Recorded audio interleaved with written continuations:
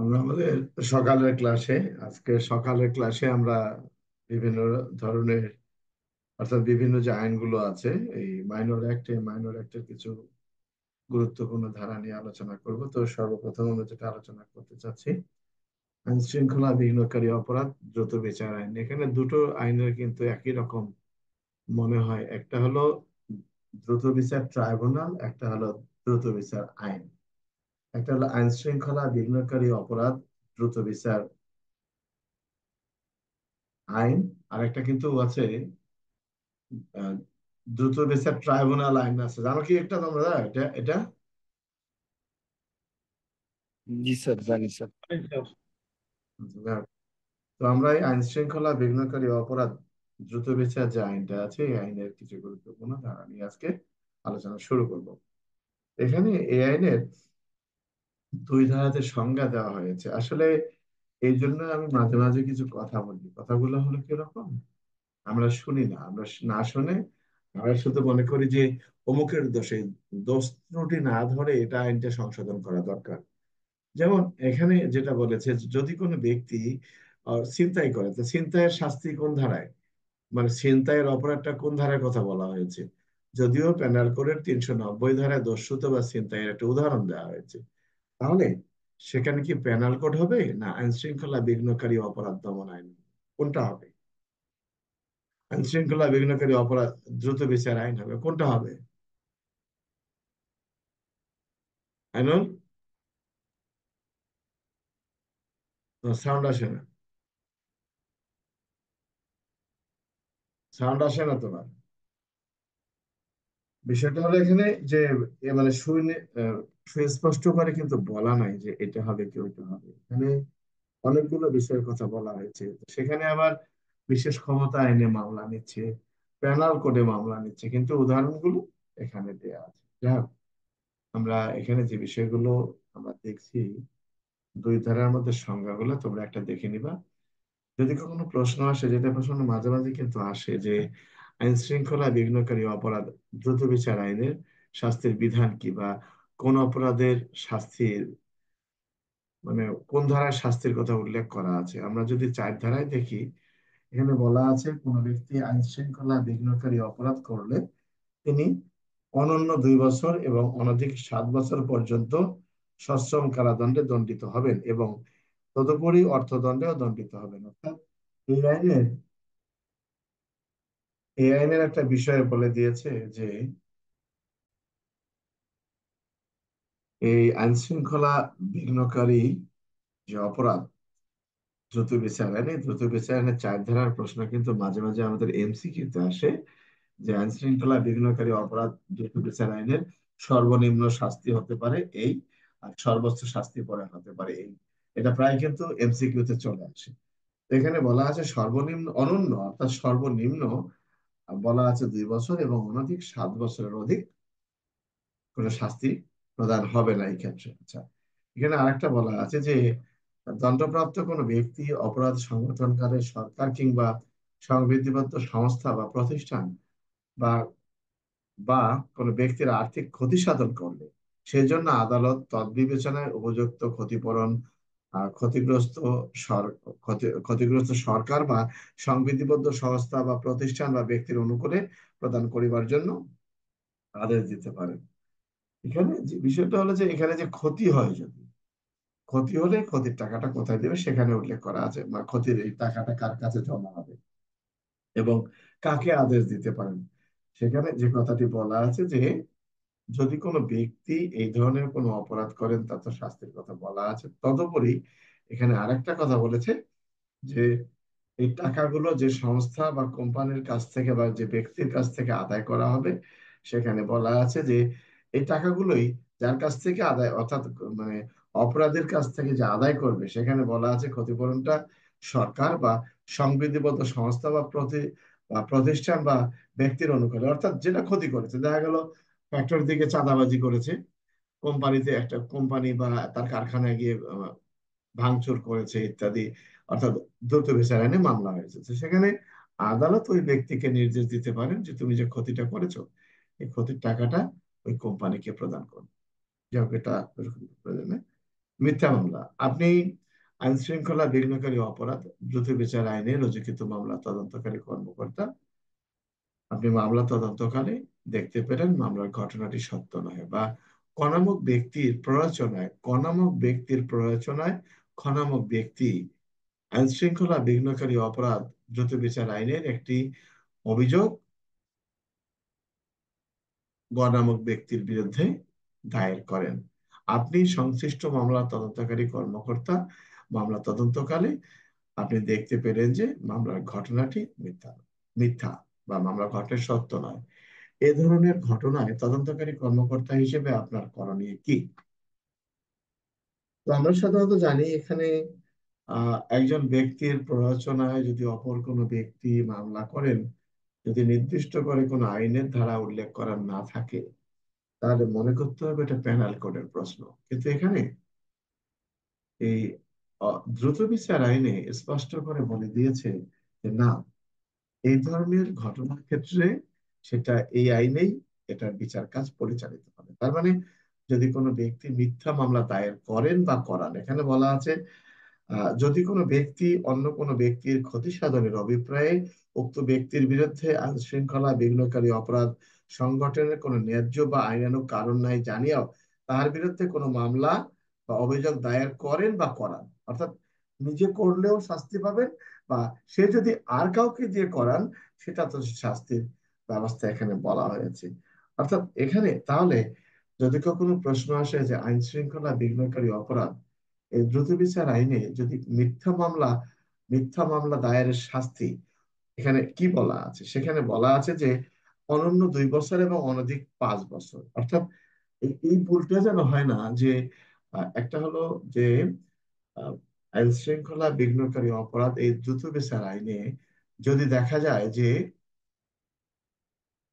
একজন ব্যক্তি এই আইনের কোনো অপরাধ করেছেন, তার সর্বোচ্চ শাস্তির কথা বলা হয়েছে 7 বছর, সর্বনিম্ন বলা হয়েছে 2 বছর। কিন্তু এই ধরনের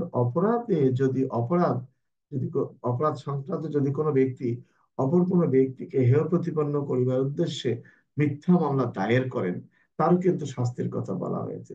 সেখানে বলা হয়েছে অনন্য 2, অনূর্ধ্ব 5। এ তো নাকি আইনুল? তোমার সাউন্ড আসে না বাবা, তোমার সাউন্ডে কি হলো? তোমার সাউন্ডে কি সমস্যা? নাই, যাই হোক। অর্থাৎ এই 6 ধারার বক্তব্যটা হলো মিথ্যা মামলা, কিন্তু আমরা কি করবো এরকম প্রশ্ন আসে, আমরা লিখবো যে উম, আইন শৃঙ্খলা বিঘ্নকারী অপরাধ দ্রুত বিচার আইনে আইনের 6 ধারায় উল্লেখ করা আছে, যদি কোনো ব্যক্তি অন্য কোনো ব্যক্তির ক্ষতি সাধনের অভিপ্রায়ে এই আইনের কোনো অপরাধে মিথ্যা মামলা দায়ের করেন বা করান, সেক্ষেত্রে সংশ্লিষ্ট ব্যক্তি এই ধারা এই 6 ধারা অনুযায়ী শাস্তিযোগ্য অপরাধ করবেন। আলোচ্য প্রশ্নে আমি এই ধরনের মামলার তদন্তকালে যদি দেখতে পারি যে মামলার ঘটনাটি সত্য নয়, মামলার বাদী এই মামলার আহ আসামির ক্ষতি সাধন করিবার উদ্দেশ্যে এই ধরনের অভিযোগ দায়ের করেছেন, আমি তদন্তকারী কর্মকর্তা হিসেবে সেক্ষেত্রে যার প্ররোচনায় এই তদন্তকারী কর্মকর্তা দুঃখিত যার প্ররোচনায় এই মামলার বাদী আদালতে থানায় অভিযোগ দায়ের করেছেন তার বিরুদ্ধে, এবং এই বাদীর বিরুদ্ধে এই আইন শৃঙ্খলা বিঘ্নকারী অপরাধ দ্রুত বিচার আইনের 6 ধারা অনুযায়ী আদালতে প্রতিবেদন দাখিল করবে। এখানে কি করবে? নিয়মিত মামলা রুজু হবে। এই ক্ষেত্রে কি নিয়মিত মামলা রুজু হয়?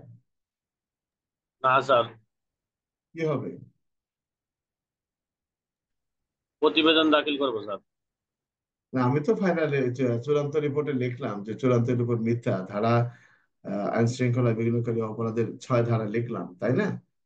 তো আমি কি সেখানে আদালতের কাছে অনুমতি চাবো না এই ব্যক্তির বিরুদ্ধে নিয়মিত মামলা রুজু করার জন্য? এটা মামলা হবে, প্রসিকিউশন হবে প্যানাল কোর্টে। আইন শৃঙ্খলা বিঘ্নকারী অপরাধে তো প্রসিকিউশন দাখিলের কোনো বিধান নাই। বিষয়টা বুঝতে পারছো? ইনি অনুমতি নিয়ে নতুন করে ওই বাদী কি হবেন? বাদী তাকেও নিতে পারেন, যিনি বাদী ছিলেন তাকেও নিতে পারেন, অথবা পুলিশ নিজেও বাদী হতে পারে। তবে বাদীটা পুলিশ হলেই বেটার, কারণ তিনি তদন্ত করে এটা প্রমাণ করেছেন। হ্যাঁ। আইনের নয়ের দুইয়ে যে বিষয়টি বলা আছে যে আইন শৃঙ্খলা বিঘ্নকারী অপরাধ এই দ্রুত বিচার আইন আইনের মানে অর্থাৎ কোন পদের পুলিশ কর্মকর্তা এই ধরনের অপরাধ তদন্ত করতে পারবেন, এখানে বা আদালত কোন পদের কর্মকর্তার লিখিত আবেদন ব্যতীত আমলে নেবেন না। অর্থাৎ আদালত সাব ইন্সপেক্টর পদের নিম্নে নহেন এমন কোন পুলিশ কর্মকর্তা বা এ- এতদুদ্দেশ্যে বা সরকারের নিকট থেকে সাধারণ বা বিশেষ আদেশ দ্বারা ক্ষমতাপ্রাপ্ত অন্য কোনো ব্যক্তির লিখিত রিপোর্ট বা অভিযোগের ভিত্তিতে বা অপরাধ সংঘটনের ফলে ক্ষতিগ্রস্ত কোনো ব্যক্তি বা প্রতিষ্ঠান কিংবা অপরাধ সংগঠন সম্পর্কে অবহিত আছেন এমন কোনো ব্যক্তির লিখিত অভিযোগ ব্যতীত আদালত অপরাধ আমলে নিবেন না বা আদালত গ্রহণ করতে পারবেন না। আচ্ছা, তাহলে আমরা যে বিষয়টা জানি আইন শৃঙ্খলা বিঘ্নকারী অপরাধের ক্ষেত্রে কিন্তু আরেকটা বিষয় আছে। যে আইনের নয়ের দুইয়ের মধ্যে বলা আছে যে একজন অভিযোগকারী কিন্তু আদালতে গিয়েও বিচার প্রার্থনা করে একজন ব্যক্তির বিরুদ্ধে অভিযোগ দায়ের করতে পারে। এখানে বলা আছে সাব ইন্সপেক্টরের নিম্নে নয়, অর্থাৎ পুলিশ কর্মকর্তা, এটা এমসিকিউ।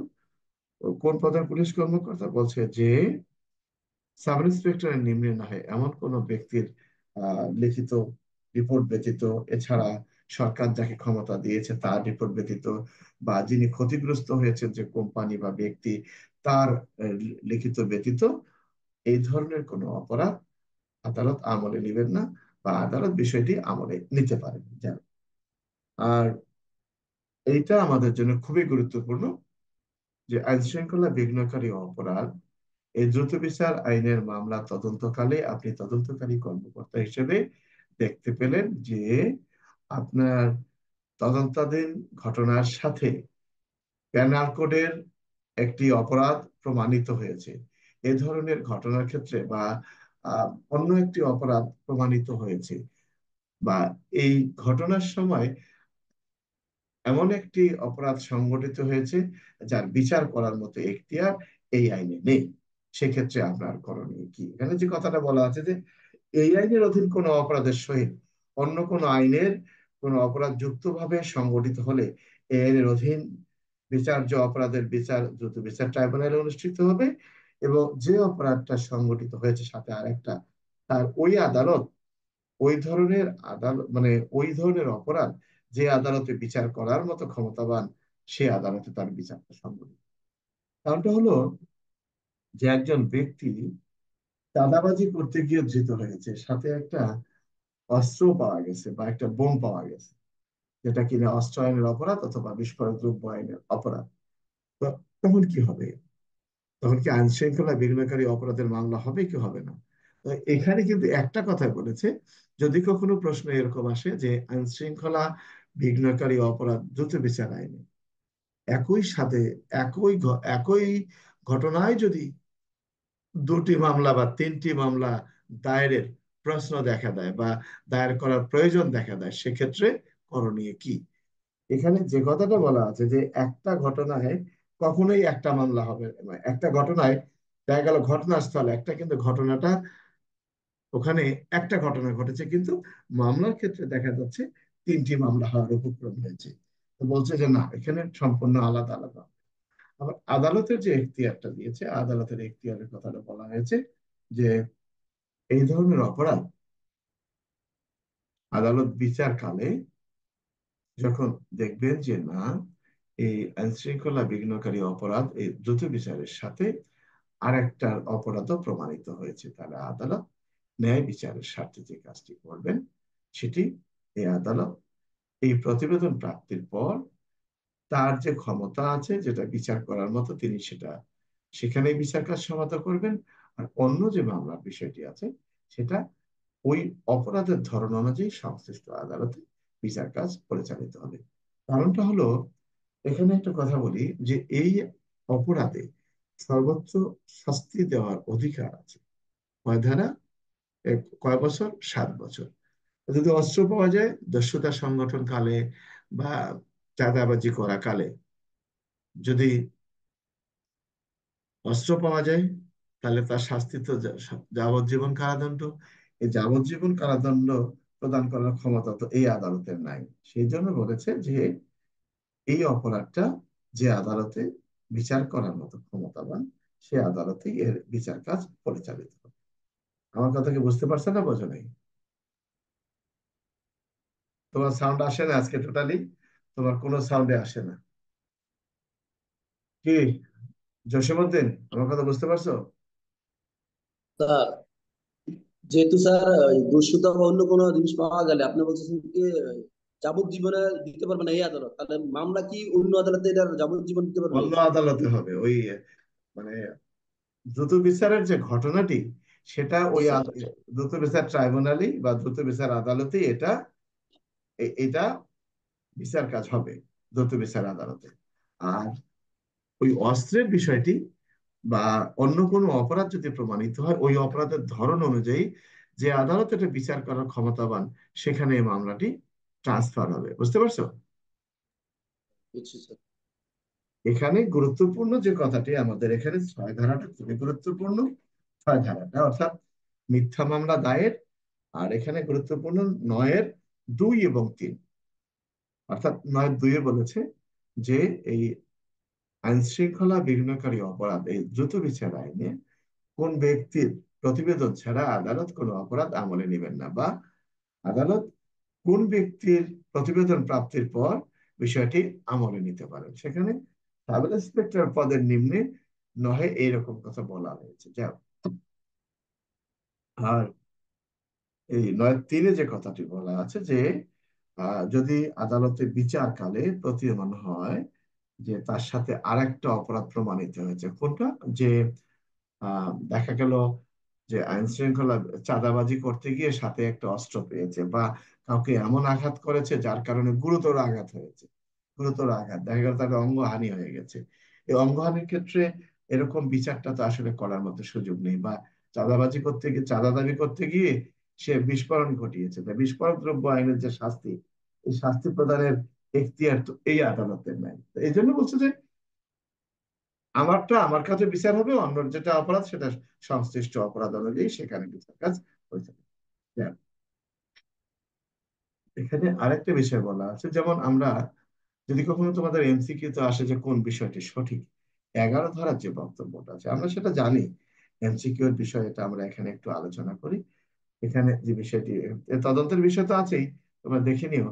আসামির অনুপস্থিতিতে বিচার, অন্যান্য ক্ষেত্রে যেটা উল্লেখ করা আছে, কিন্তু এখানে আরেকটা বিষয় বলা আছে যে এখানে কয়টা বাংলা বাংলা পত্রিকার কথা বলা হয়েছে?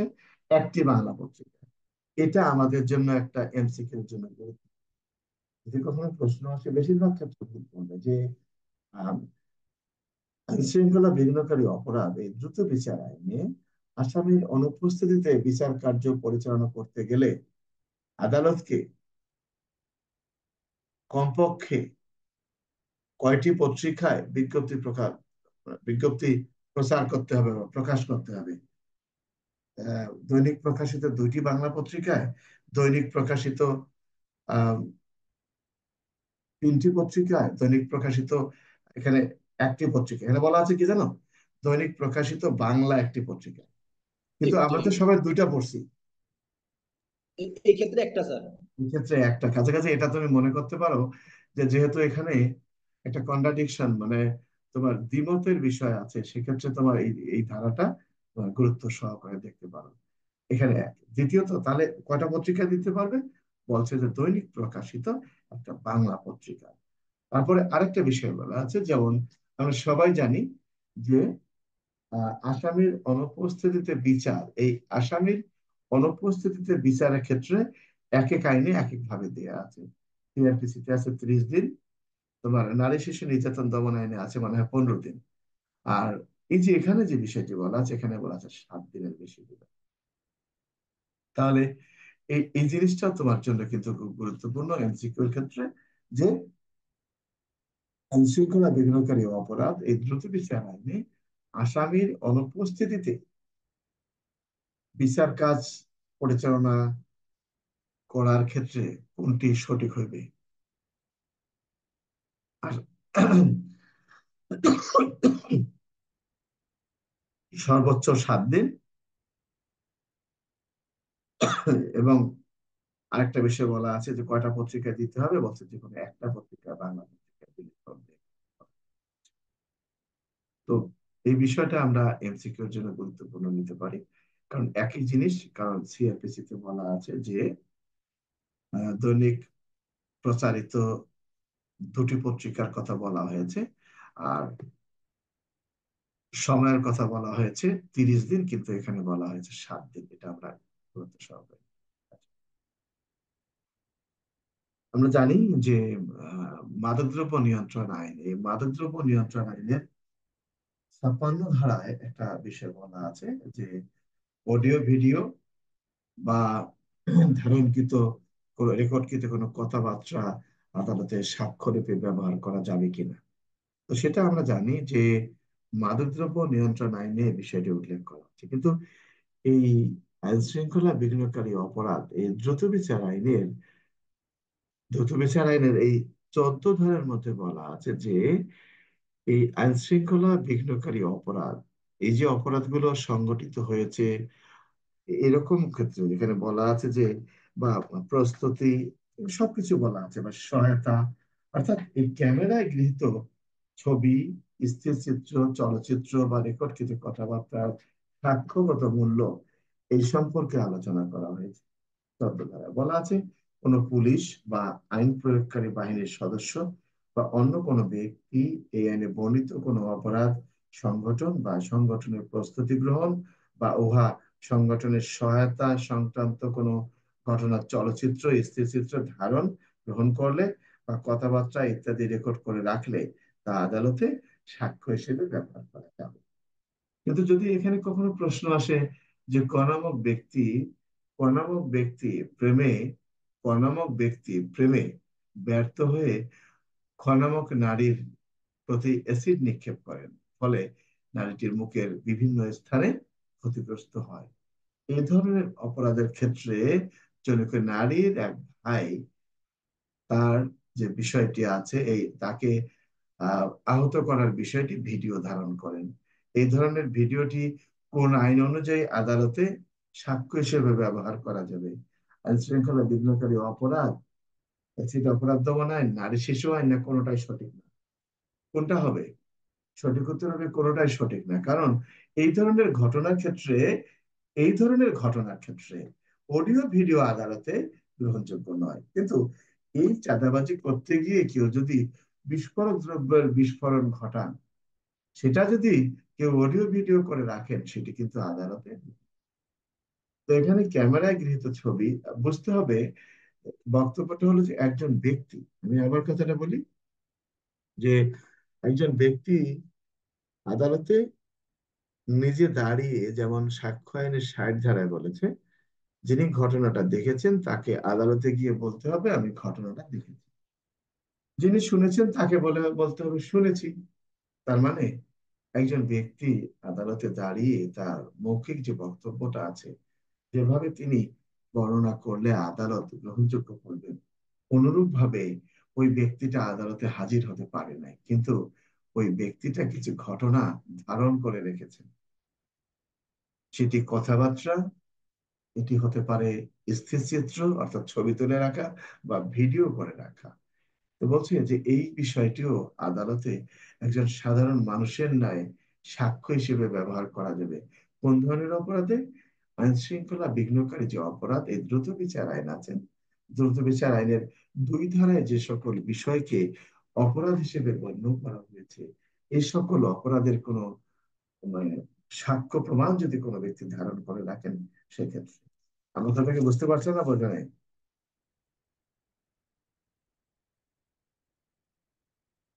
আমার কথা বুঝতে পারছো? জি স্যার, বুঝতে পারছি স্যার।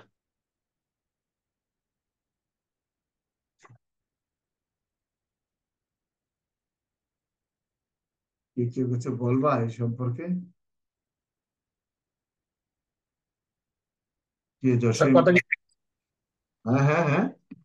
কথা শোনা যায় স্যার? তোমার কথা শোনা যায়। কেউ কারো কিছু বক্তব্য আছে এই আইন সম্পর্কে? স্যার, হ্যাঁ। এই ৯-এর যে ৩ ধারাটা স্যার, এই তদন্তের সময় প্রমাণিত হলে আলাদা আলাদা চার্জশিট হবে, কিন্তু ঘটনা যদি দ্রুত বিচারের সাথে অন্য কোনো ঘটনা সংযুক্ত হয় তাহলে মামলা তো একটাই হবে স্যার। না, এখানে মামলা দুইটা হবে। মামলাও মামলা দুইটা দুইটা হবে। হবে স্যার? মামলা দুইটা হবে, কারণ আছে। কারণটা হলো, দেখা গেল অস্ত্র পাওয়া গেল, তো অস্ত্র আর দ্রুত বিচার আইনের মামলা তো একটা হবে না। একই ঘটনায় একাধিক মামলা নেওয়ার ক্ষেত্রে এই ধরনের অপরাধের ক্ষেত্রে আলাদা হবে। বুঝতে পারছো? কারণ এখানে দ্রুত বিচার আইনের মামলা তদন্ত পদ্ধতি, অর্থাৎ তদন্তের বিধান একরকম, আর অস্ত্র আইনের তদন্তের বিধান আলাদা। অস্ত্র আইনের শাস্তির বিধান যেরকম, আর এই দ্রুত বিচার আইনে সম্পূর্ণ আলাদা। বুঝতে পারছো আইন? জি স্যার। আচ্ছা। বিস্ফোরক উপাদানাবলী আইন, আইন কিন্তু দুটো আছে, একটা হলো বিস্ফোরক দ্রব্যাদি আইন, আর একটা হলো বিস্ফোরক উপাদানাবলী আইন। এই আমাদের থানায় মামলা এইটাই হয়, 1908 সনে যে আইনটা প্রণয়ন করা হয়েছে, এটাতেই মামলা হয়, তাই না? আচ্ছা। তো এখানে যদি একটা প্রশ্ন আসলে তোমাদের কিন্তু এক সময়, বিস্ফোরক দ্রব্য, এই বিস্ফোরক দ্রব্যের সংজ্ঞা কিন্তু তোমাদের আসছিল একবার, নাকি? একটা সময় আসছিল, আমি দেখছি। এখানে বিস্ফোরক দ্রব্যের কথা বলা হয়েছে। বিস্ফোরক দ্রব্য অভিব্যক্তি বিস্ফোরণ দ্রব্য তৈরি করতে প্রয়োজন যে কোনো বিস্ফোরক বস্তুকে অন্তর্ভুক্ত করে, যে কোনো সরঞ্জাম, কল, যন্ত্রপাতি, মাল মশলা ব্যবহৃত করার জন্য মনস্থ করা হয়েছে বা ঘটানোর জন্য অভিযোজিত, বা বিস্ফোরণ ঘটানোর সাহায্যের জন্য যে কোনো বিস্ফোরক দ্রব্য এর সরঞ্জামের অন্তর্ভুক্ত হইবে। যা আমরা এখানে তিন ধারাটা আমাদের এখানে বেশি আসে। যদি এরকম আসে, কে কি অপরাধ করলেন ব্যাখ্যা দিন। ক নামক ব্যক্তি, ক নামক ব্যক্তি, ক ক নামক ব্যক্তি খ নামক ব্যক্তিকে আহত করিবার উদ্দেশ্যে, ক নামক ব্যক্তি খ নামক ব্যক্তিকে আহত করিবার উদ্দেশ্যে একটি ককটেলের বিস্ফোরণ ঘটায় বা একটা বোমার বিস্ফোরণ ঘটায় আহত করিবার উদ্দেশ্যে। সেটা কোন ধরনের অপরাধ? ৩ ধারা স্যার। কোনটা? ৩ ধারা হবে স্যার। তিন ধারা হবে। তার মানে তিন ধারার বক্তব্যটা হলো ফুটাতে হবে, কিন্তু দেখা গেল যে যদি আবার তোমাদের ভুল পথে নিয়ে যাওয়ার জন্য করে, ক নামক ব্যক্তি খ নামক ব্যক্তিকে হত্যা করিবার উদ্দেশ্যে একটা আর্জেস গ্যানেট নিক্ষেপ করেন, কিন্তু গ্যানেটটি বিস্ফোরিত হয় না, এটা কোন ধারায়? এটাও ৩ ধারা হবে স্যার। তিন ধারা হবে না, তিনের ক। অপরাধ করার উদ্দেশ্যে বিস্ফোরণ ঘটানোর শাস্তি দেওয়া। যা হোক, এখানে ঘটানোর শাস্তি, এখানে বিস্ফোরক ঘটানোর শাস্তি, এখানে অপরাধ করার উঠে বলছে কি সামগ্রিকভাবে বলবৎ, এই তিন ধারায় বলেছে অপরাধ করার উদ্দেশ্যে। আর তিনের কথা কি বলছে? অপরাধ করার উদ্দেশ্যে বিস্ফোরণ ঘটানোর শাস্তি। সাময়িকভাবে বলবৎ কোন আইনের অধীন শাস্তির জন্য কোনো অপরাধ করার উদ্দেশ্যে বা উক্ত অপরাধ করার জন্য সক্ষম করার উদ্দেশ্যে কোনো ব্যক্তি যদি কোনো বিস্ফোরক দ্রব্যের বিস্ফোরণ ঘটায়, প্রকৃতপক্ষে অপরাধ সংগঠিত প্রকার না হয়। মানে এখানে ফাও ঘটানোর বিষয়, আর এখানে বলা আছে কোনো অপরাধ করার জন্য। বিষয়টাকে বুঝতে পারছো? তো আমরা তিনটায় দেখবো বর্তমানে প্রচলিত যে আইন, যে অর্থাৎ আমাদের যেহেতু দেশের মধ্যে একটা আন্দোলন হয়ে গেল, অনেক জায়গায় বিস্ফোরণ ঘটেছে, তো এইখানে যে বিস্ফোরণ ঘটানোর শাস্তির কথা বলা হয়েছে, যে কোনো ব্যক্তির জীবন যদি বিপন্ন হয়, বলছে কোনো ব্যক্তি বেআইনি বা বিদ্বেষপূর্ণ ভাবে কোনো বিস্ফোরক দ্রব্যের দ্বারা যদি এমন ধরনের বিস্ফোরণ ঘটায় বা জীবন বিপন্ন করতে অথবা ব্যক্তি বা সম্পত্তির গুরুতর ক্ষতি করতে পারে, ব্যক্তি বা সম্পত্তির প্রকৃত কোনো ক্ষতি হোক বা না হোক, মৃত্যুদণ্ড বা যাবজ্জীবন কারাদণ্ড বা আজীবন কারাদণ্ডে। এখানে কিন্তু আজীবন কারাদণ্ডের একটা কথা বলেছে, জানো তো? যদি কখনো প্রশ্ন আসে, এটা তোমরা এমসিকিউ তে নিতে পারো, কোন আইনে আজীবন শাস্তি। আজীবন শাস্তি কিন্তু অন্যান্য আইনে কিন্তু এখনো বহাল হয়নি, কিন্তু এখানে স্পষ্ট করে বলে দিচ্ছে আজীবন কারাদণ্ডে। বুঝতে পারছো? আর এখানে আরেকটা কথা বলা আছে, 5 বছরের নিম্ন হইবে না, সর্বনিম্ন শাস্তি কত? 5 বছর। আর সর্বোচ্চ মৃত্যুদণ্ডের কথা বলা আছে। তো এখানে যদি প্রশ্ন আসে যে খ নামক ব্যক্তিকে হত্যা করিবার উদ্দেশ্যে একটি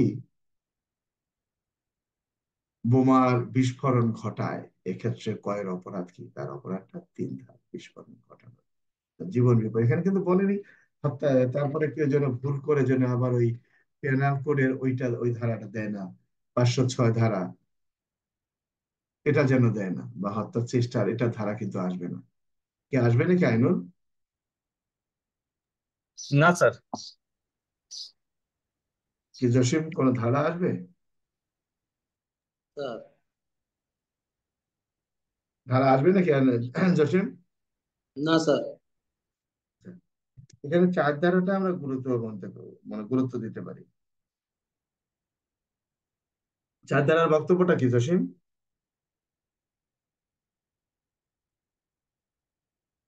যে তুমি জানো না যে বোম ফুটাইলে 3 ধারা, বোম পাইলে 4 ধারা? এটা মনে নেই? এটা তো পড়তে হবে। 4 ধারার বক্তব্যটা হলো, যেমন যদি একই ঘটনা যদি এরকম হয় যে আহ কর্নামক পুলিশ অফিসার সঙ্গীয় ফোর্স নিয়ে রাত্রিকালীন টহল ডিউটি করাকালে একদল যুবককে দেখতে পান, তারা পুলিশের উপস্থিতি টের পেয়ে পালানোর লক্ষ্যে ফলে বোমার বিস্ফোরণ ঘটায়। ফলে কয়েকজন পুলিশ সদস্য কি হয়? গুরুতর আহত হয়।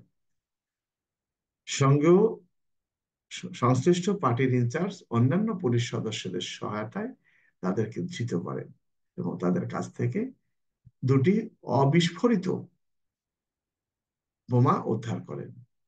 এ ধরনের ঘটনায় তাদের বিরুদ্ধে কোন কোন ধারায় আপনি ব্যবস্থা গ্রহণ করবেন? এখন তাদেরকে যে আহত করছে, এই আহত করার জন্য কি আমরা ওই প্যানাল করে 326 ধারায় মামলা নিতে পারবো? না স্যার, না বিস্ফোরণের কথা বলেছে স্যার, বিস্ফোরণের 4 দিনের মামলা নেবো স্যার। 3 আর 4 মামলা। 4 হবে কেন বাবা? 3 আছে না, 3 হবে, 4 হবে। 3 দ্বারা যে মানুষের জীবন তিন বিপন্ন চার বলেছে, দুইটাই হবে স্যার। 3 4 দুটোই হবে। একটা হলো, মানে প্রশ্নটা কি, আপনি একজন সাব ইন্সপেক্টর, আপনি রাত্রিকালীন টহল ডিউটি করাকালে বা দিবাকালীন ডিউটি করাকালে আপনি কয়েকজন লোককে সন্দেহজনক অবস্থায় একটা স্থানে দাঁড়িয়ে থাকতে দেখতে পেলেন। আপনি সেদিকে অগ্রসর হওয়া মাত্রই এই দলের লোকজন আপনার প্রতি বোমা নিক্ষেপ করে। ফলে আপনার 2জন সদস্য কি, বোমার স্প্রিনটা তাদের শরীরে ঢুকে যায়, ভালো কথা। আপনি অন্যান্য ফোর্সের সহায়তা তাদেরকে ধৃত করেন এবং তাদের দেহ তল্লাশি করে, শরীরের বা তাদের দেহ তল্লাশি করে আরো 2টো অক্ষত অবস্থায় 2টি বোমা উদ্ধার করেন। এ ধরনের ঘটনায় আপনি একজন সাব ইন্সপেক্টর বা আপনি একজন এএসআই হিসেবে তাদের বিরুদ্ধে তাদের বিরুদ্ধে কোন কোন আইনে অভিযোগ দাখিল করবেন, বা তাদের বিরুদ্ধে কোন ধরনের অভিযোগ আপনি থানায় দায়ের করবেন? তো সেখানে যেহেতু প্রথম বলা হয়েছে ঘটানো হয়েছে বিস্ফোরণ, এরপরে তাদের কাছ থেকে বিস্ফোরক দ্রব্য পাওয়া গেছে, তা বলছে যে এরকম ঘটনায় 3 এবং 4 ধারা। 3 ধারা হলো বিস্ফোরণ ঘটানোর শাস্তি, আর 4 ধারায় বলা হয়েছে কি, বিস্ফোরক দ্রব্য দখলে রাখার শাস্তি। এই তো নাকি আইনুল? জি স্যার। এই জিনিসটা খেয়াল রাখবে, এখানে সহায়তার শাস্তির কথা বলা আছে, যে সহায়তা যেটা থাক, সহায়তার বিষয়টা আমরা 1974 সনের বিশেষ ক্ষমতা আইনটা আমরা একটু দেখবো। সারা জীবন তোমরা শুনছো ডিটেনশন ডিটেনশন ডিটেনশন, নাম শুনছো কি আইনুল?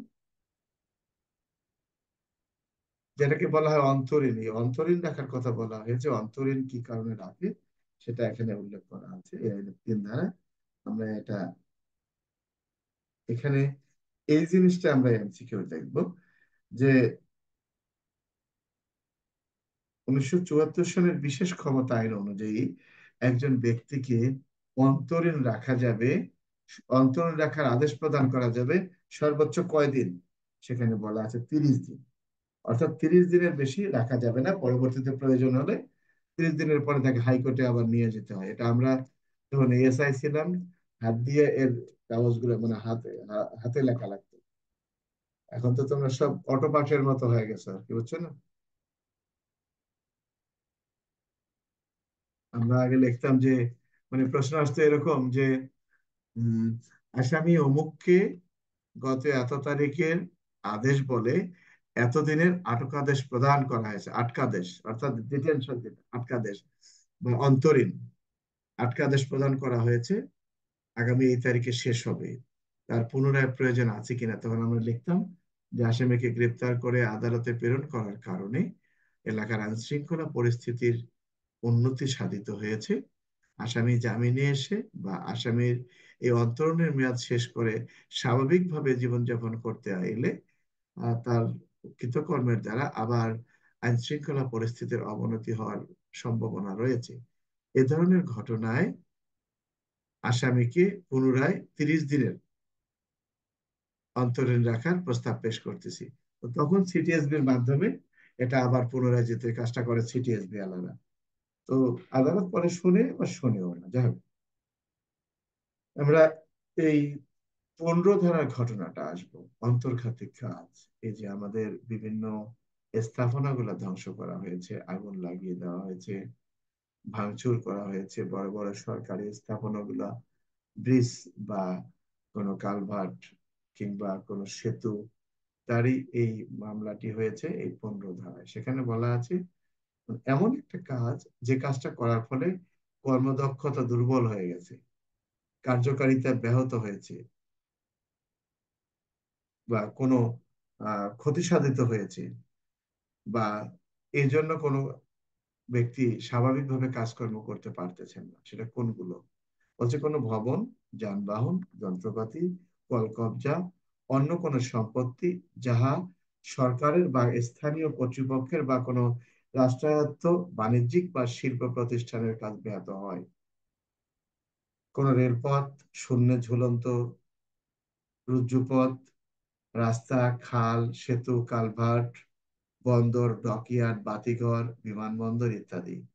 কোন রেলওয়ে, নৌযান, বিমান পথের রোলিং স্টক, অত্যাবশ্যকীয় পণ্যের উৎপাদন। অর্থাৎ এখানে এই ক্ষতিকর কাজগুলোর কথা বলা হয়েছে। কোনো পাটজাত দ্রব্য, পাটজাত গুদাম, পাটকল বা পাট বেলিং প্রেস। এখানে যে কথাটি বলেছে, একটা প্রশ্ন কয়েকদিন আগে মনে হয় কে জানি সাইফুল না কে জানি করলো, সেটা হলো যে আহ, একজন পুলিশ অফিসার ক নামক ব্যক্তির গৃহ তল্লাশি করে বা ক নামক ব্যক্তির নিকট থেকে 2 বোতল ভেজাল বা 2 লিটার ভেজাল মোবিল উদ্ধার করলেন। এই যে ভেজাল যে মোবিল, এই মোবিলের বিষয়টিও কিন্তু ভেজাল মোবিল, এটার ক্ষেত্রে কিন্তু অন্তর্ঘাতী কাজের কথা বলা আছে। কারণ এই যে কোনো ভবন, যানবাহন ক্ষতি করার উদ্দেশ্যে, মানে এমন কোন চক্রান্ত করেছে যাতে যানবাহনটি ক্ষতি হয়, তারও কিন্তু এই 15 ধারার মধ্যে এটি পড়বে। কারণ এখানে মোবিলের তো কোনো ধারা নেই, ভেজাল মোবিল পাইছেন, খাওয়া দাওয়ার ক্ষেত্রে বলা আছে। তো এটা অন্তর্ঘাতী কাজের মধ্যে এটা আনা হয়েছে। যেগুলো বিল্ডিং ধ্বংস করা হয়েছে, আগুন লাগিয়ে দেওয়া হয়েছে, যানবাহন ভাঙচুর করা হয়েছে, যানবাহনের ক্ষতি সাধন করা হয়েছে, এইগুলো ক্ষেত্রে এই অন্তর্ঘাতী কাজ, অর্থাৎ এই 1974 সালের বিশেষ ক্ষমতা আইনের এই যে এখানে যে 15 ধারার বিধানটি আছে, 15 ধারায় এই অন্তর্ঘাতী কাজের কথা বলা হয়েছে। অর্থাৎ এখানে বিভিন্ন ক্ষেত্রে বলা আছে। তাদের যে প্রশ্ন আসে কে কি অপরাধ করলেন ব্যাখ্যা দিন, ক নামক ব্যক্তি পদ্মা সেতু দেখতে গিয়ে পদ্মা সেতুর 2টি নাট খুলে নিয়ে আসলেন, বা স্ত্রীর কথা রক্ষার্থে দুটো স্মৃতি হিসেবে ধারণ করিবার লক্ষ্যে পদ্মা সেতুর 2টি নাট খুলে নিয়ে আসলেন। কোন ধারায় অপরাধ? ওই 15 ধারার মধ্যে শাস্তিযোগ্য অপরাধ। বিষয়টা বুঝতে পারছো? স্মৃতি হিসেবে, এটা আমার স্মৃতি। বাঙালি তো স্মৃতির কিছু পায় না। কয় দোস্ত আর কি, ব্রিজের উপর একটা প্রসাব করে দিতে, ছবি তুলে রাখ, স্মৃতি হয়ে থাকলো। এটা নাতিপুতিরে কইতে পারবো যে আমি পদ্মা ব্রিজে মুইতে আসছিলাম, বুঝছো না? যাই হোক, তো এখানে এই বিষয়টা তাহলে আমরা মনে করবো এটা এই ধারার অপরাধ। আবার যদি এরকম আসে যে কে কি অপরাধ করলেন ব্যাখ্যা দিন, কি করলো? যে ক নামক ব্যক্তি খ নামক ব্যক্তির কি করলো, কারখানায় গিয়ে আগুন লাগিয়ে দিল, উৎপাদনমুখী একটি কারখানায় আগুন লাগিয়ে দিল। তো সবাই তো মনে করে 436 হবে, কিন্তু না, এটা অন্তর্ঘাতী কাজ। এখানে বলা আছে উৎপাদনমুখী, বলা আছে কোন অত্যাবশ্যকীয় পণ্যের উৎপাদক, বন্টন, সরবরাহ, কোন ময়লা নিষ্কাশন কাজ, খনি বা কারখানার জন্য ব্যবহৃত কোনো ইমারত ইত্যাদি কোনো সম্পত্তি, এটাও যদি ধ্বংস করা হয়ে থাকে, সেটিও অন্তর্ঘাতী কাজের অন্তর্গত। কি আমার কথা কি বুঝতে পারছেন না, বোঝা নাই?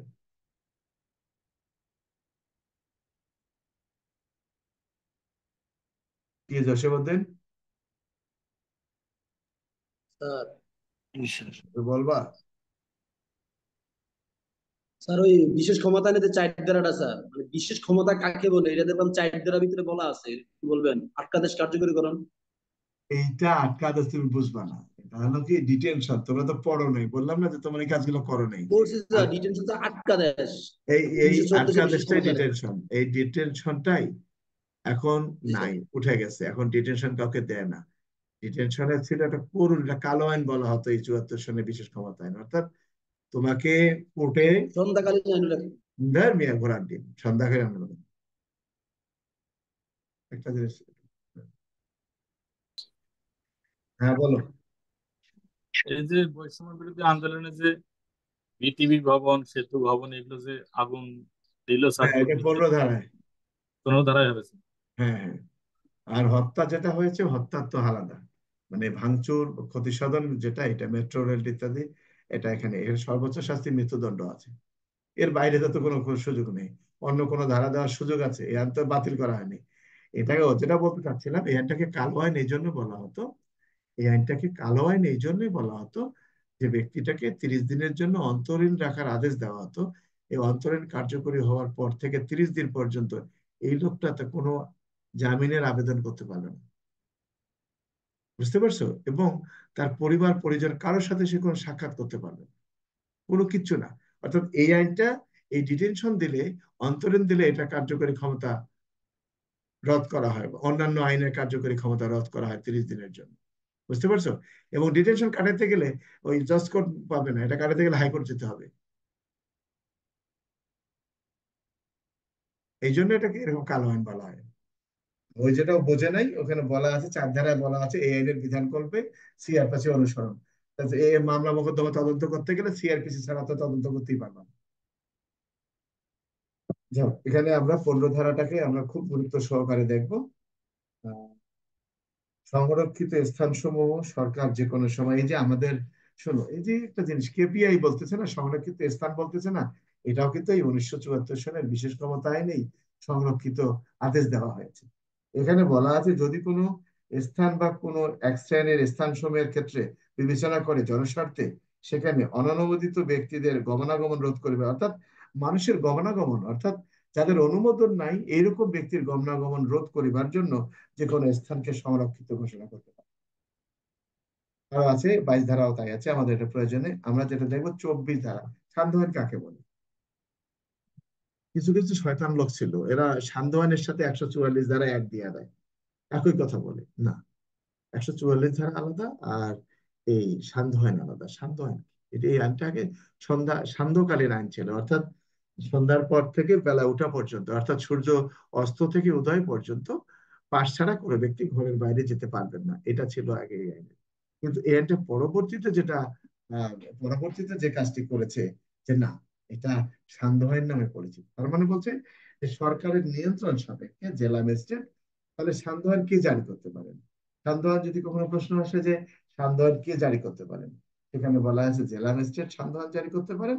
আর মহানগরী এলাকার জন্য পুলিশ কমিশনার আদেশ দিতে পারেন যে নির্ধারিত এলাকাতে, নির্ধারিত এলাকার কথা বলা আছে, অর্থাৎ সেখানে যে এলাকাটাতে এই আদেশটা দিবেন, সেখানে বলা হয়েছে যে কোনো লোক অনুমতি ব্যতীত, পাশ ব্যতীত বাইরে আসতে পারবে না, চলাচল করতে, জরুরি প্রয়োজনীয় যানবাহন ব্যতীত বা জরুরি প্রয়োজন ছাড়া।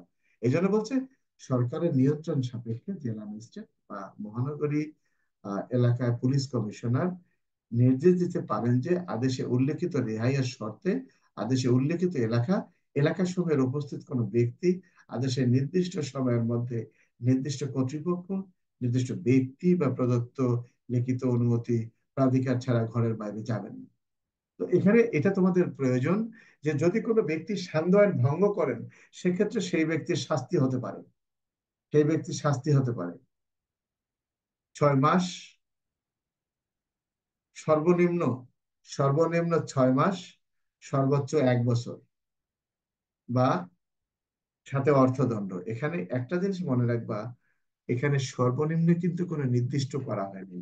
এখানে বলা হয়েছে 1 বছর মেয়াদ পর্যন্ত, তার মানে 1 বছরের ঊর্ধ্বে হইবে না। এই জন্য মাঝে মাঝে তোমার সে যখন আর্মি নামলো, তখন ওই বললো না যে কারফিউ দেওয়া হয়েছে, কেউ যদি কারফিউ ভঙ্গ করেন সেক্ষেত্রে তার 1 বছরের শাস্তির বিধান আছে, বললো না এটা? এই বিষয়টি হলো 1974 সালের বিশেষ ক্ষমতা আইনের 24 ধারা, সান্ধ্য আইন বা কারফিউ। আর এটিকে কখন জারি করা হয়? এটা এলাকার আইন শৃঙ্খলা উন্নতির লক্ষ্যে সরকার নিয়ন্ত্রণ সাপেক্ষে এটি জারি করতে পারেন। কে জারি করতে পারেন? বলছে মহানগরী এলাকার জন্য পুলিশ কমিশনার, আর অন্যান্য স্থানের অর্থাৎ জেলার জন্য জেলা ম্যাজিস্ট্রেট। তা আমাদের এই সিনিয়র কর্মকর্তাগণ এত কিছু পারে, এগুলো সংশোধন করে না কেন? এগুলো তাদের মনেই পড়ে না যে এখানে এই ত্রুটিটা আছে, তাই না?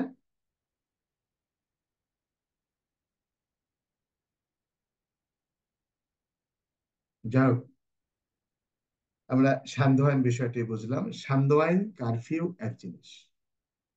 এখন তোমরা যদি মনে করো যে আহ, মহানগর সেনাবাহিনী কখন তলব করা যেতে পারে, কারফিউ হলে কি সেনাবাহিনী তলব হবে কি? না, না স্যার। কারফিউ হলে সেনাবাহিনী তলব হবে না। কারণ সেনাবাহিনী তলব হয়েছে যে ধারা অনুযায়ী, সেটা এখনো বলবৎ আছে, সিআরপিসির 129 ধারা। মহানগরী এলাকার জন্য পুলিশ কমিশনার বা জেলা ম্যাজিস্ট্রেট এই সামরিক শক্তি আহ্বানটা করেছেন। এই সামরিক শক্তি এখনো চলতেছে। এই কারফিউ মানে এটা না। আর মার্শাল ল আলাদা জিনিস, সেটা আবার আর্মির আইন আছে আলাদা।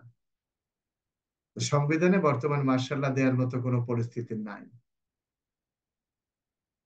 আমার কথা কি বুঝতে পারছো? যাক, আমরা মোটামুটি আলোচনা করলাম। এই ছোটখাটো আইনগুলো একটু আলোচনা করার দরকার আছে, আমরা একটু আলোচনা করলাম।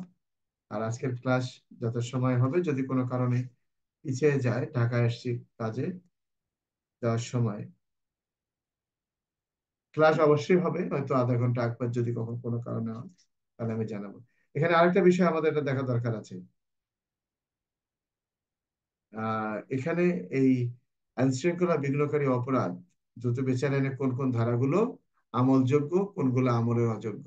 তোমাকে ভুল পথে নিয়ে যাওয়ার জন্য দেখা গেল যে 5, 7, 10 এটা আমলের অযোগ্য, এই বাকিগুলো আমলযোগ্য, আর নিচে রাখা থাকলো কোনোটাই সঠিক না। সঠিক উত্তর কোনোটাই সঠিক না, কারণ এখানে বলা হয়েছে এই আইনের সকল অপরাধ আমলযোগ্য। হম। আচ্ছা, এখানে আরেকটা, এই আইনের অধীনে বিচারযোগ্য কোনো অপরাধ সংগঠন সম্পর্কে গ্রেপ্তার করিবার সময় গ্রেপ্তারকারী ব্যক্তিকে অনতিবিলম্বে ম্যাজিস্ট্রেট নিকট হাজির করিবার পর এরূপ গ্রেপ্তার সম্পর্কে ম্যাজিস্ট্রেটের নিকট তাহার দাখিলি রিপোর্টের একটি অনুলিপি সরকার সাধারণভাবে আহ তেমন অফিসারের মাধ্যমে সরকারের, আচ্ছা বুঝতে পারছি। এই এই আইনের যে কার্যক্রম গুলো আছে, সরকারের কাছে আবার পাঠাতে, রিপোর্ট প্রদান করে।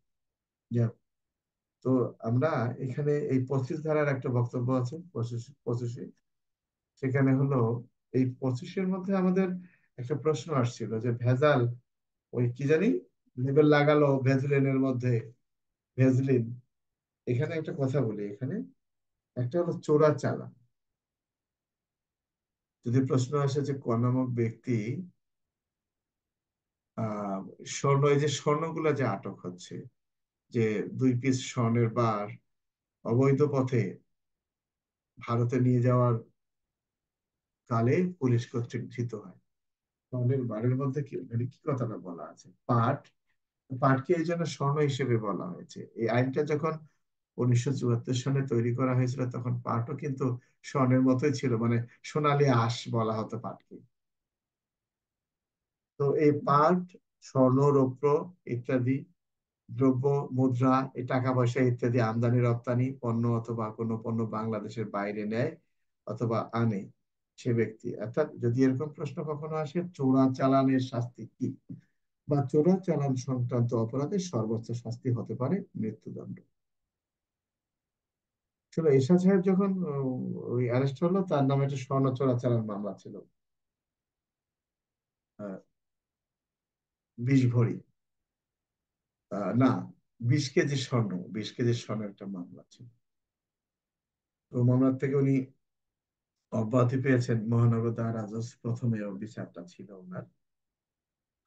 তো যারা মামলাটা দিয়েছিল ওই সময়, যাতে মানে মৃত্যুদণ্ডের, মানে যার যেটা আর কি আইনগত, যার যেটা সুবিধা নেওয়ার সুযোগ থাকে। যাই হোক, আমরা যেটা আলোচনা করলাম, কারো কিছু বলার থাকলে তোমরা বলতে পারো। কিছু বলবা? স্যার, হ্যাঁ। দ্রুত বিচার আইনে যেমন 9(3) আছে স্যার, আলাদা আলাদা মামলা হবে, আলাদা চার্জশিট হবে। যেমন বিস্ফোরক উপাদান বলে আইনে তো এরকম কিছু নাই, কিন্তু না, বিস্ফোরকের সাথে তুমি যখন অস্ত্র পাবা, অস্ত্র বিস্ফোরক তো একটা মামলা হবে না, আলাদা মামলায় তোমাকে দিতে হবে। এজাহার একটা হবে, কিন্তু মামলা আলাদা আলাদা রেকর্ড হবে। একই মামলা রেকর্ড করে সুযোগ নেই। কারণ ক্ষেত্রে বলি তোমাকে, অনেক সময় দেখা যায় এই মামলাটা তুমি একটা মামলা করলে, ওই আদালতে এটা বিচার করবে না। বুঝতে পারছো? জি স্যার। এটা দেখা যায়। এই জন্য সবচেয়ে ভালো হলো আলাদা মামলা নেওয়া। এগুলো তুমি একটা মামলা নিলেও তো একই ঘটনায় 10টা ঘটনা হলে আইনের এইভাবে কোনো ব্যাখ্যা দেওয়া নেই। মামলা তো তোমার সিআরপিসি তে রেকর্ড হবে, মামলা তো আর অন্য আইনে রেকর্ড হবে না। বুঝছো? যা, কারো কিছু বলার থাকলে বলতে পারো। স্যার, হ্যাঁ, বলো। একজন বেসরকারি প্রতিষ্ঠানের উচ্চ পদস্থ কর্মকর্তা। হ্যাঁ। তদন্তের প্রয়োজনে একজন পুলিশ অফিসারের চাহিদা মোতাবেক তিনি অফিসের কোনো নথি সরবরাহ করেন নাই। এক্ষেত্রে এর অপরাধ। কোন ধরনের? একজন স্যার বেসরকারি প্রতিষ্ঠানের উচ্চ পদস্থ কর্মকর্তা, কোন ধরনের নথি? তার অফিসের নথিপত্র তদন্তের প্রয়োজনে পুলিশ অফিসার চাইলে অপরাধটা কিন্তু। অপরাধটা 94 ধারায় বলা বলা আছে, যে মানে কথাটা হলো 94 ধারায়। আর এখানে আর একটা কথা বলা আছে, আমি বলি এখানে, এই যে এখানে এই যে 84 85 এগুলোর মধ্যে বলা আছে, বুঝতে পারছো? এখানে আছে সাহায্য করিতে বাধ্য, 87, 88, হুমকি, নিরাপত্তার স্বার্থে। এই যে এখানে এখানে ধারা আছে, আমি তোমার এখানে আছে, যে যদি 176 এখানে বলা আছে, নোটিশ, নোটিশ দেওয়া, এখানে ধারা একটা আছে, বুঝছো? আমরা এই 75 আছে স্যার, 175, 175 হবে না 187 হবে স্যার? না, 87তে হলো সরকারি কর্মচারীর আহ, মানে তাকে সাহায্য না করা, ওই সাহায্য আর এটা এখন সরকারি কর্মচারী, এই একশো যে সাতাশির মধ্যে একশো আবার পঁচাত্তর হবে, 175 হবে। কারণ ওই যে 187টা একটু কাগজপত্র, দেখবেন নাকি স্যার? হ্যাঁ হ্যাঁ, 87 হবে না রে বাবা। 87 হলো সরকারি কর্মচারীর আদেশ হওয়া সত্ত্বেও যদি কোনো ব্যক্তি হাজির না, দেখো, সাহায্য দানের জন্য আইনত বাধ্য হইবার ক্ষেত্রে সরকারি আনাপ। কর্মচারী, সাহায্য দানের জন্য আইনত বাধ্য হইবার ক্ষেত্রে সরকারি কর্মচারীকে সাহায্য না করে। যে ব্যক্তি কোনো সরকারি কর্মচারীকে তদীয় সরকারি কর্মচারীর কর্তব্য সম্পাদনের ব্যাপারে সাহায্য বা সরবরাহ করিবার জন্য আইনত বাধ্য, এখানে এটা সুযোগ নেই। আর এখানে দলিলের কথা বলা হয়েছে, কারণ কি, এই যে কাগজপত্রগুলো চাওয়া যাচ্ছে সেটা তো দলিল, ওর লেখা থাকলেই তো দলিল। এখানে বলা আছে সরকারি কর্মচারীর নিকট কোনো দলিল পেশ করিবার আইনত বাধ্য ব্যক্তি কর্তৃক অনুরূপ সরকারি কর্মচারীর নিকট উহা পেশ না করা। যদি কোনো ব্যক্তি সরকারি কর্মচারীর নিকট অনুরূপ সরকারি কর্মচারীর পদমর্যাদা কোনো দলিল পেশ সমর্পণ করিবার জন্য আইনত বাধ্য হওয়া সত্ত্বেও ইচ্ছাকৃতভাবে অনুরূপ সরকারি কর্মচারীর নিকট উহা পেশ না করেন বা সমর্পণ না করেন, বিষয়টা বুঝতে পারছো? অর্থাৎ 94 ধারা যে ঘটনাটি, যদি কোনো ব্যক্তি ইচ্ছাকৃতভাবে আহ উপস্থিত না করেন, তার শাস্তির কথা বলা হয়েছে 175 ধারা। বুঝতে পারছো আনন্দ? জি স্যার, জি স্যার। আর কারো কিছু আরেকটা প্রশ্ন বলবো নাকি স্যার? হ্যাঁ, বলো। ক জনৈক এক স্বনামধন্য চিকিৎসক এর সহকারী হুম। আদালতে কোনো একটি বিচারিক বিষয়ের সাথে সম্পৃক্ত চিকিৎসাপত্র শনাক্তের ক্ষেত্রে সাক্ষ্য প্রদান করেন যে উক্ত চিকিৎসাপত্র কর্তৃক প্রদান করা হয়েছে। ওই যে এক্ষেত্রে ওই যে ক্ষেত্রে ওখানে আছে তো তোমার ওই যে এটা মনে হয় 47 না 63 এখানে আছে। 47-এ আছে স্যার। হ্যাঁ হ্যাঁ। অর্থাৎ মানে একটি দলিল কিভাবে শনাক্ত করা যেতে পারে বলছে, যে দিছে সেও পারে বা তার লেখার সাথে যারা পরিচিত তাদের জবানবন্দি আদালতে প্রমাণ করা যেতে পারে। বুঝতে পারছো? জি স্যার, জি স্যার। অর্থাৎ একটা দলিল কিভাবে প্রমাণ করা যেতে পারে বলছে, কত রকমের কথা বলা আছে না, যে পরীক্ষা নিরীক্ষার কথা বলা আছে, এটা তার হাতের লেখার সাথে মিলে।